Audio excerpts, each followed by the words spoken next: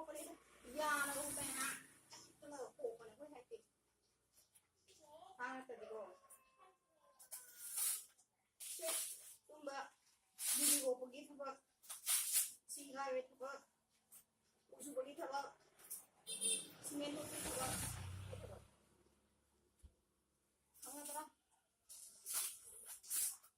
La. Nice la. La on ya. Betul gitu. Tengok mana hai. Ini aja. Tentang hari tu. Ini ni kira. Ah, boleh. Ayan pulungi.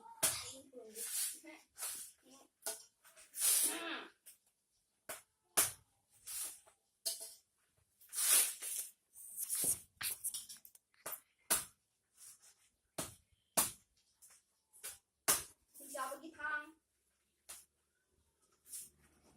Silang kata, etek tahu tu, kau beli problem yang tara, aduh, state macam, country macam, oh ini ko, silang kata tahu itu, aduh, mama tam tadi, ada di, lang kopsen tu bagi lan tahu itu na, posisi silang kata tahu itu lan tahu ini semua kan, silang kata Buddhism na akan ba, kuy mo ini, religion se, Buddhism di mana mereka. Aduh, hujiti, mukhui Buddhism se yang ni 30% kita koi ya, ini hai ba. Aduh, ayah mana muk Kristen ga, ko, aduh ga, tenuga Muslim ga, sisi religion sih na, ubu baik tau sih gitu, jadi Buddhism se, jadi 30% kita hai ya. Aduh na, Muslim sih na, ayah stuck keren nih, ngai kayak negara.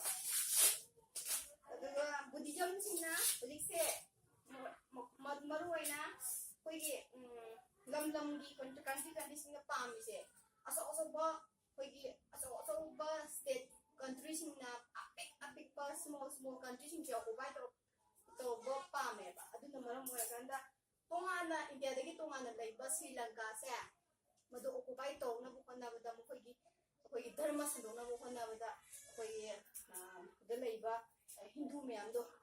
Ko adu Hindu ya mana layam hektar ko adu Buddhism tu lesson gara ba Buddhism na mo jadi tinana mo ko dharma sendok kare jadi amo Pakistan na mo laga beida dharma sendok kare Muslim me am kare jadi dia mo Christian tu kunde kare ko adu me am jen gare ba na ko country ma sama oi be second kana de hai ba atau state singna country macam singsia amuk location laga mukoi makada laina ba pot pele seme ba aduna India dagi tungana tage habi waklon mem khandi ganu aduna koi India dagi tungana tage hai taragati koi Manipur ki khol Manipur ki sunai banate kallo baya state mem country mem laks laga koi soi dum adum protect ko ngamoy sai ni na UBC thokko loire